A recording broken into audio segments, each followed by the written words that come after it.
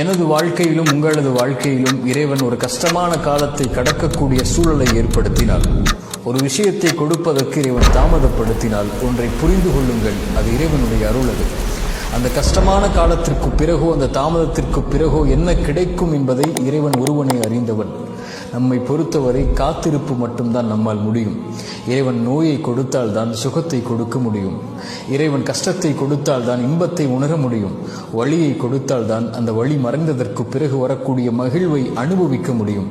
உலகத்தில் இருள் வந்தால் எப்படி வெளிச்சம் வருமோ அது போன்று சிரமங்களும் கஷ்டங்களும் வந்தால்தான் அதற்கு பிறகு வரக்கூடிய நிலைமை இன்பமாக மகிழ்ச்சியாக மாறும். காரியங்கள் அனைத்தையும் அவன்தான் நிர்வகிக்கிறான். எல்லா பொருளின் மீதும் அவன்தான் ஆற்றல் உள்ளவனாக இருக்கிறான். அவனை சார்ந்திருந்து அவன் கொடுக்கக்கூடிய விஷயத்தை கஷ்டத்திற்கு பிறகு காத்திருந்து பெற்றுக்கொண்டால் அதைவிட உலகத்தில் பெறக்கூடிய வெகுமதி எதுவும் இருக்க முடியாது.